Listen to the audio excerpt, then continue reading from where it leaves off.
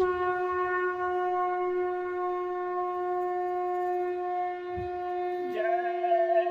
गुरुदेव। जय गुरुदेव। जय गुरुदेव। जय गुरुदेव।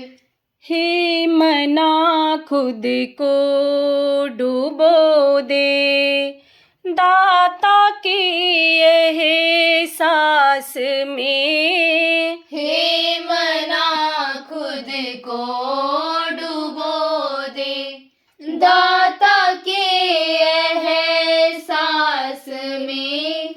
तू ही तू सुमीरन ही हो हर आते जाते सांस में। तू ही तू सुमीरन ही हो हर आते जाते श्वास में। मैं हूँ चा मैं हूँ सच्चा, ना करो अहंकार रे। मैं हूँ चा मैं हूँ सच्चा, ना करो अहंकार रे। साहिब के दरबार में तो चलता भक्ति प्यार रे। साहिब के दरबार में तो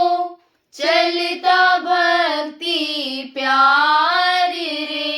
काहे दौड़े रात दिन तू माया की तलाश में। काहे दौड़े रात दिन तू माया की तलाश में। तू ही तो सुमीरन ही हो हर आते जाते सांस में। तू ही तो सुमीरन ही हो हर आते जाते श्वास में। आए दुख तो तू घबराए, फिर गुरु को याद करे। आए दुख तो तू घबराए, फिर गुरु को याद करे। याद न करता इस मालिक को, पल पल जो इमदाद करे। याद न करता इस मालिक को, पल पल जो इमदाद करे। गुरु नहीं है दूर तुमसे, है करनी विश्वास में। गुरु नहीं है दूर तुमसे, है करनी विश्वास में। तू ही तो सुमीरन ही हो हर आते जाते सांस में। तू ही तो सुमीरन ही हो हर आते जाते श्वास में। निंदा चुगली वैर नफरत ये नहीं शुभ कर्म है। निंदा चुगली बैर नफरत ये नहीं शुभ कर्म है। मेरी दौलत मेरी शोहरत ये तो मन के भरम है। मेरी दौलत मेरी शोहरत ये तो मन के भरम है। पाकर वो धनवान है, नाम धन है पास में। पाकर वो धनवान है,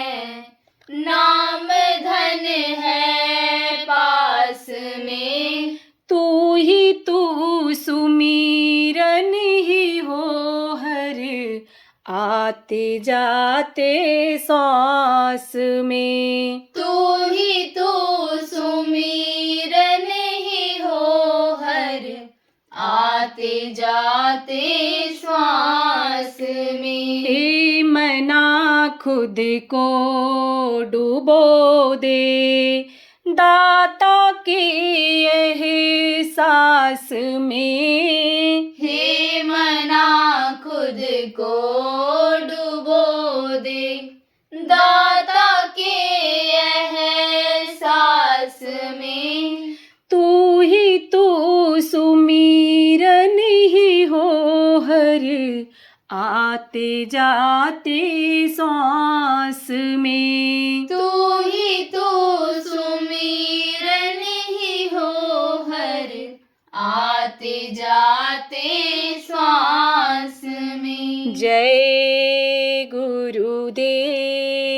जय गुरुदेव।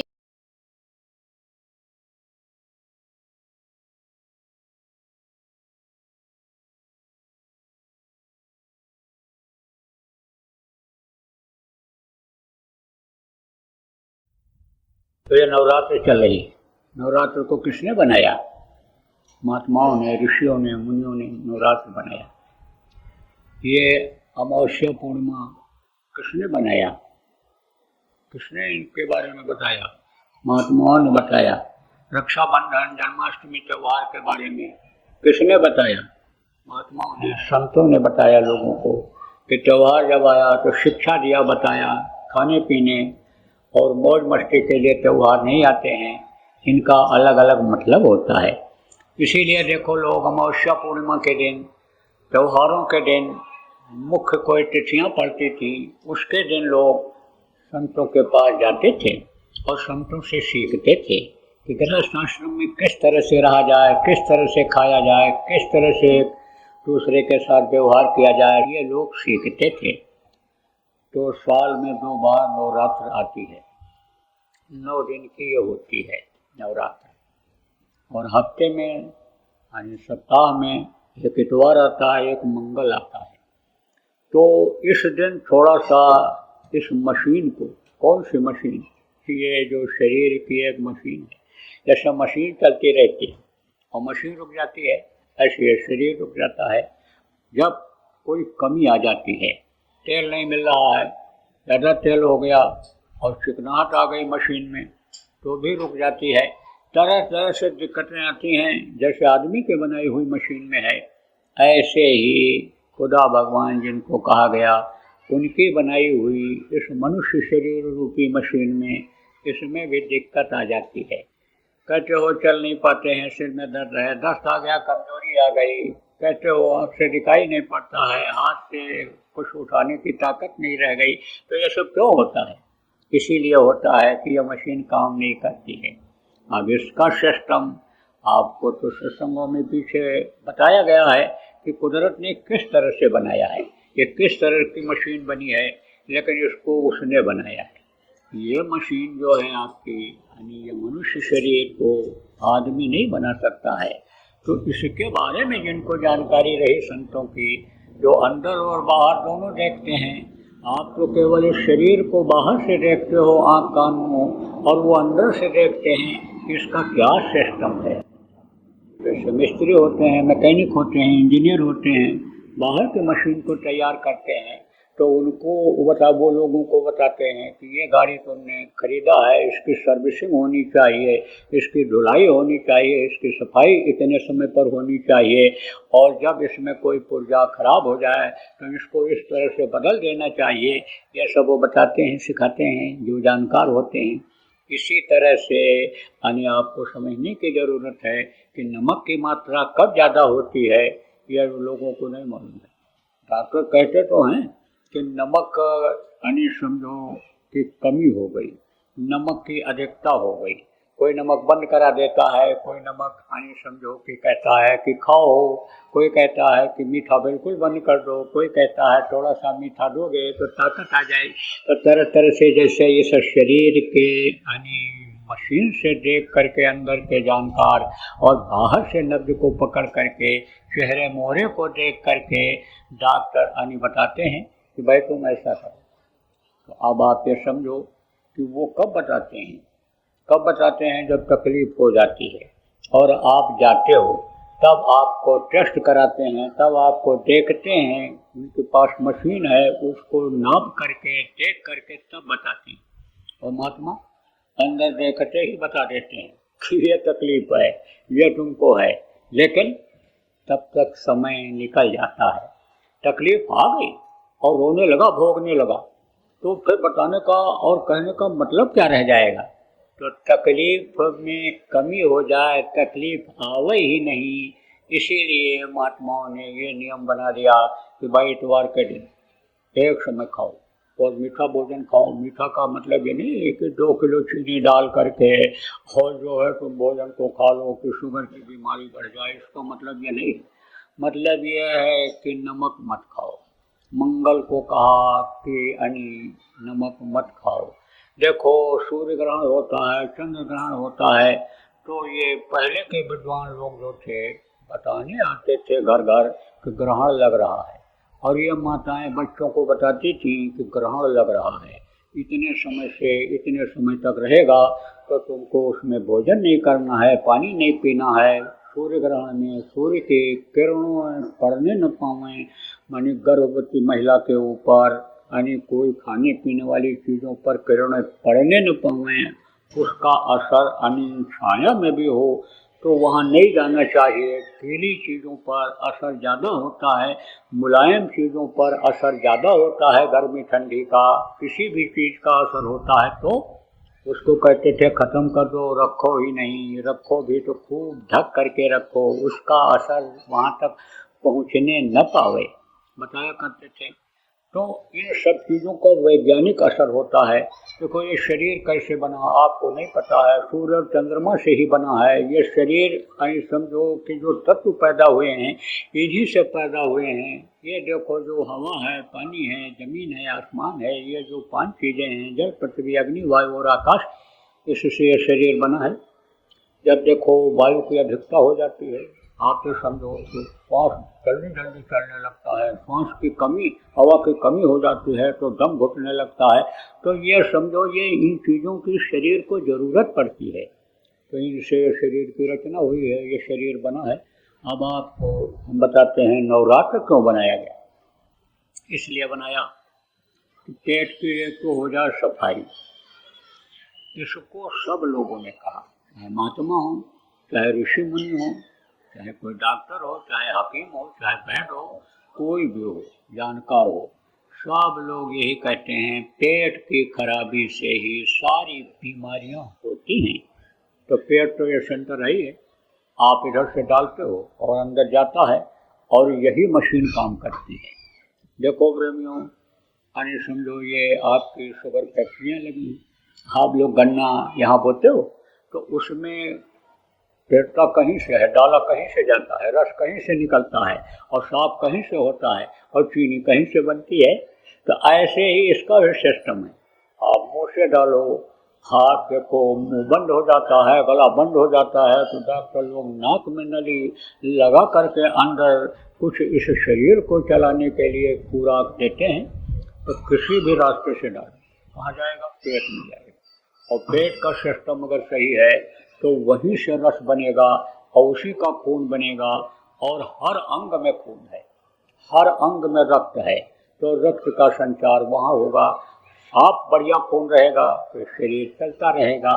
तो डॉक्टर लोग कहते हैं, वैद्य लोग कहते हैं खून खराब हो गया, खून की सफाई करनी पड़ेगी। डायलिसिस में क्या करते हैं? यही करते हैं जब गुर्दा खराब हो जाता है। वैद्य लोग खून को साफ करने के लिए दवाई देते हैं, कहते हैं रक्त दूषित हो गया। तो आपको समझने की ज़रूरत है कि पेट से ही सब यानी समझो कि ये तंत्र चलता है। और पेट अगर गड़बड़ हो गया, पेट में जो आते हैं, पेट में जो आप ये समझो कि यानी समझो जिसको कहते हो लीवर कहते हो, पेट से ही संबंधित है। यानी मल को त्याग करने की जगह गुर्दा, ये सब जो चीज़ें बनाई गई ये सब किससे हैं? पेट से ही है। सारा संबंध पेट से ही है। तो बोले कि भाई पेट की सफाई रखो, पेट की सफाई के लिए उपवास करो। उपवास का नियम बना दिया तो उपवास तो बहुत लोग करते हैं, लेकिन पेट की सफाई होती है, पेट और खराब हो जाता है।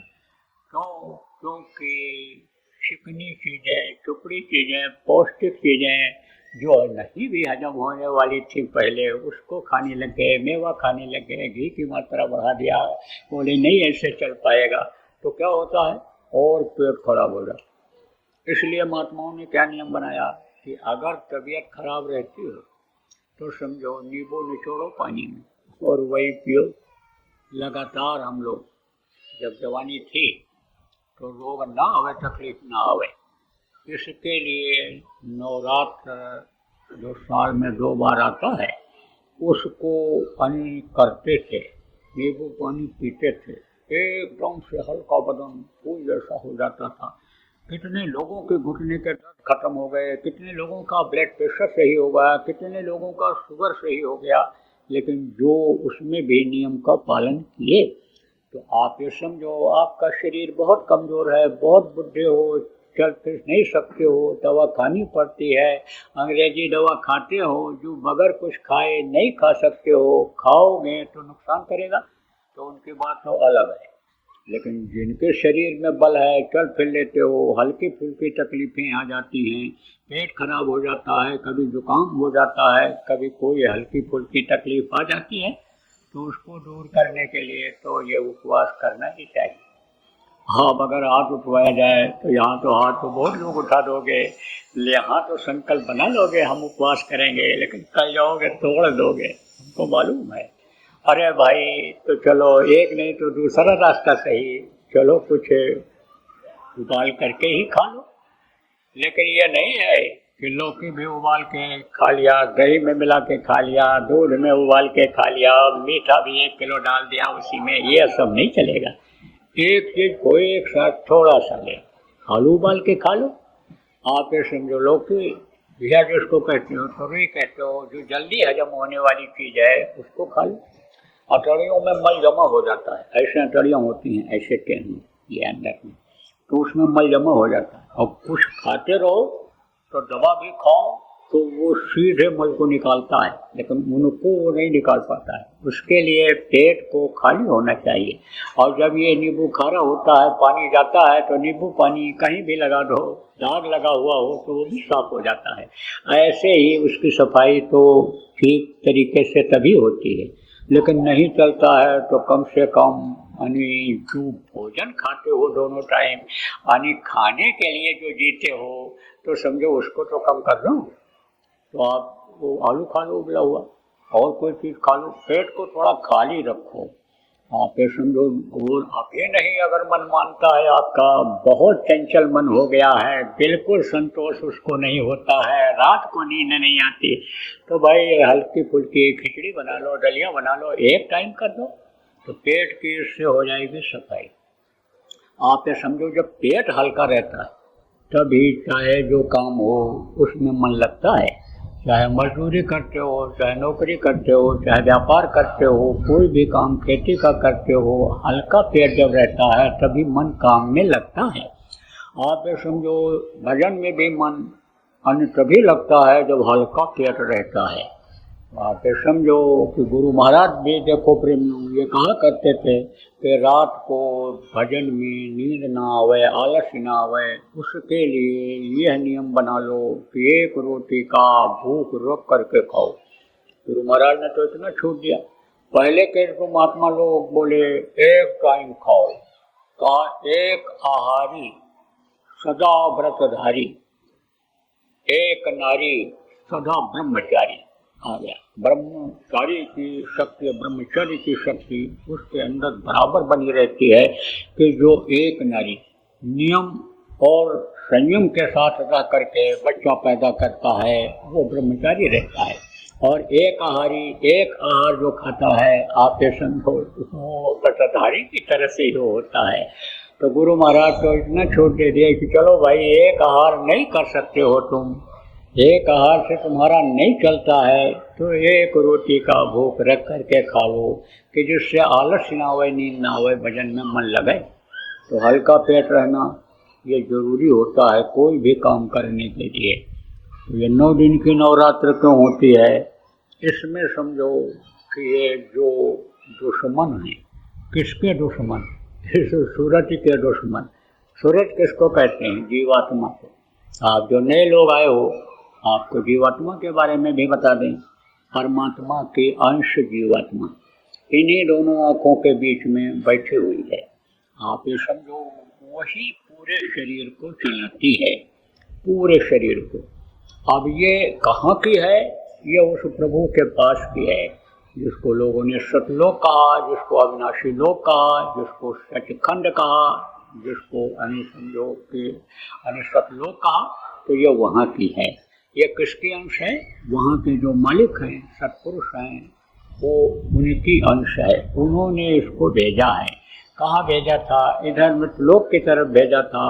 यानी एक मौज उठी थी, इसको भेजा था, तो ये आकर के यहाँ फंस गई, ये बंधन में बंधती चली गई। आपको पुराने लोगों को समझाया गया कि स्थूल शरीर या आपका इसके अंदर लिंग शरीर, इसके अंदर सूक्ष्म शरीर के कारण से, तो कारण शरीर में ही बंधती शुरू हो गई ऊपर से, और फिर उसके बाद सूक्ष्म शरीर में बंद की गई, और फिर उसके बाद में आप समझो कि लिंग शरीर में बंद की गई, फिर कारण शरीर में बंद कर दी गई। जैसे समझो कि अंदर ये शरीर है, अब इसको बनियान पहनो तो पतला रहता है, शर्ट पहनोगे तो वो और मोटा हो जाएगा, स्वेटर पहन लोगे स्वेटर तो और मोटा हो जाएगा, यानी और कोट पहन लोगे तो और मोटा हो गया।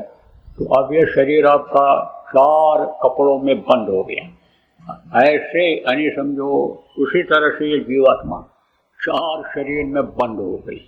अब कोई कहे कि जल्दी से तुम नंगे हो जाओ, पहले कोट उतरेगा, स्वेटर उतरेगा, और फिर उसके बाद में फिर शर्ट उतरेगा, फिर बनियान उतरेगी, तब तो नंगा होगा। ऐसे ही ये जीवात्मा, ये परमात्मा की अंश, ये बंद हो गई। अब यह और किस्में बंद हुई। कैसे? इस तरह से उन्होंने बंधन में इसको बांधा। आप ये समझो कि ये काम, क्रोध, लोभ, मोह और अहंकार, ये क्या है? ये बंधन है। इनको 5 नाग कहा गया। इसी में देखो बंधे पड़े हुए हो। काम की वासना में आप ये समझो उसको पूरा करने में के लिए परेशान रहते हो दिन भर, और उसके लिए काम करते हो। क्रोध आ जाता है, इसकी वजह से यानी समझो कि आपके सामने परेशानी आ जाती है। लोभ बढ़ता है तो मृगतृष्णा की तरह से दौड़ते रहते हो। उस प्रभु को भी नहीं समझ पाते हो, उसको भी भूल जाते हो। जो पैदा होने के पहले माँ के स्तन में दूध भर देता है, उसको भी आप भूल जाते हो लोभ में।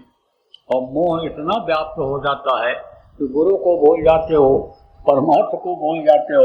मुंह में इस तरह से जकड़ गए हो, और अहंकार ये विनाश कर दे रहा है। तो आपको समझने की जरूरत है।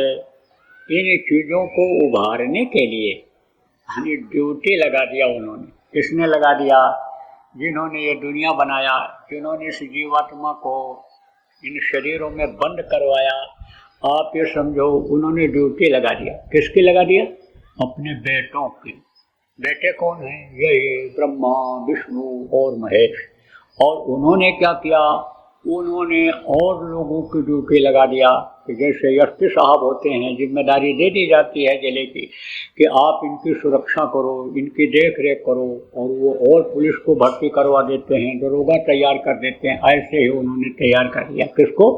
देवताओं को। 33 करोड़ दुर्गा, 10 करोड़ शंभू को उन्होंने तैयार कर दिया कि देखो किसी भी तरह से ये जीव निकलने न पावे, इनको फंसाने की जरूरत है। तभी तो गोस्वामी जी महाराज कहा, इंद्री द्वार झरोखा नाना, टाटा सुर बैठे कर थाना, आवत देखें विषय बिहारी, तुरते दें कपन में। ये आँख के पास, कान के पास, मुंह के जिभ्या पर, नभ्या पर, रोम रोम, इनको उन्होंने बैठा दिया एक तरह से। उनका प्रकाश, उनकी रोशनी, उनके असर को इस शरीर में डलवा दिया। तो ये क्या है? 5 भूत, 2500 नागिन इनको कहा गया। आप ये समझो त्रयगुण कहा गया। त्रयगुण कौन है? त्रयगुण नाश है। 3 गुण, ये रजोगुण, तमोगुण और सतोगुण। इन देवताओं के हाथ में, जैसे मन के डोर किसके हाथ में है? माया के। माया किसको कहते हैं?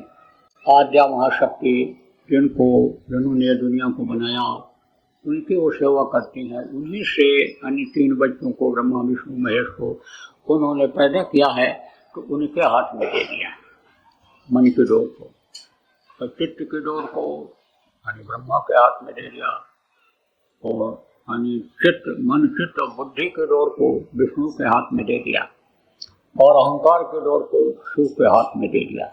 और सूरत यानी जीवात्मा जिसको कहते हैं, इसकी डोर यानी समझो कि उन्होंने अपने हाथ में ले लिया। अब जब इसकी डोर, ये क्या है, जैसे ये जीवात्मा है, पावर है, शरीर को चलाती है, ऐसे इनमें भी पावर है, लेकिन वो पावर ऊपर में कहाँ काम करती थी? अपने लोक में, देश में, अपने स्थान पर थी, क्योंकि सबके अंदर जीवात्मा अलग अलग है, और मन सबके अंदर अलग अलग है, और चित्त का चिंतन सबका अंदर में अलग अलग है। ये रजोगुण, तमोगुण, सतोगुण, ये जो शक्तियाँ हैं, ये सबके अंदर अलग अलग हैं, तो बहुत है, तो ये वही काम अलग अपने तरीके से करती थी। अब इस जीवात्मा के साथ ये काम करती हैं, तो इनका जो संबंध है, रजोगुण का संबंध, तमोगुण का संबंध, और आपके रजो तमो और सतोगुण का संबंध, ये किनसे है? इन्हीं देवताओं से है।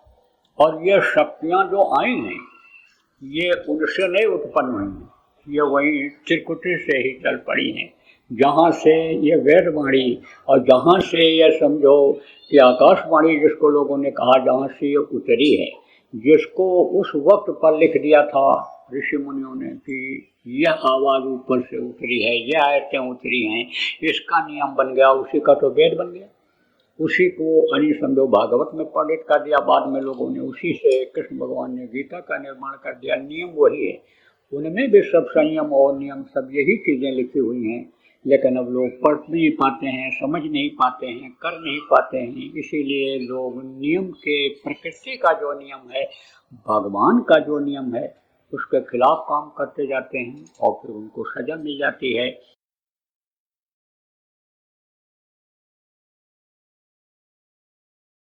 लक्षण सब दिखाई पड़ रहे हैं। ये देखो, गर्मी बढ़ती चली जा रही, तापक्रम बढ़ता चला जा रहा है, अब पानी बरसेगा, ओला पत्थर गिरेगा, अतिवृष्टि होगी, ये सब लक्षण हैं। ये समझो, ऐसे भी छोड़ो, अगर आप देखो लक्षण के हिसाब से देखो, जिसको वैज्ञानिक लोग शोध करके अब समझो कि बताने लगेंगे, तो खराब समय आ रहा है चारों तरफ से, लेकिन अब बचना भी है, बचाना भी है, बचना भी है और बचाना भी है। आज देखो, प्रहलाद का क्यों नाम है?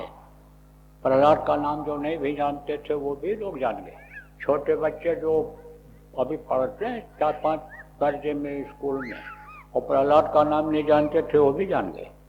उनको जब घर वालों ने ही बताया कि प्रहलाद बच गए थे और होलिका जल गई थी, अत्याचार का अंत हो गया था, और जो है यानी भक्त की रक्षा हो गई थी, न्याय की जीत हो गई, सत्य की जीत हो गई थी, तो प्रहलाद का नाम वो भी जान गए। अब ये समझो, प्रहलाद में अगर शक्ति न होती तो कैसे बचते? कैसी शक्ति? भक्ति की ही शक्ति सही, लेकिन कुछ शक्ति तो थी बचने की, तब तो जान बच गई, और नहीं तो होलिका जला डालती, इनको खुद निकल जाती या जल जाते। ऐसे बचने की भी जरूरत है और बचाने की भी जरूरत है। जय गुरुदेव। सरकारी व गैर सरकारी अनुदान के लिए बिना सत्संगियों के सहयोग द्वारा जनहित के कार्यों में लगी हुई बाबा जय गुरुदेव धर्म विकास संस्था का मुख्यालय पिंगलेश्वर रेलवे स्टेशन के सामने मक्सी रोड, उज्जैन, मध्य प्रदेश में है। यहाँ पर सत्संग व नामदान का कार्यक्रम होता रहता है। अतः आप श्रोताओं से अनुरोध है कि बाबा उमाकांत जी महाराज के आश्रम उज्जैन एक बार परिवार सहित जरूर पधारिएगा। जय गुरुदेव। आपके सुझाव के लिए व्हाट्सएप नंबर 9575600700। जय गुरुदेव। जय गुरुदेव।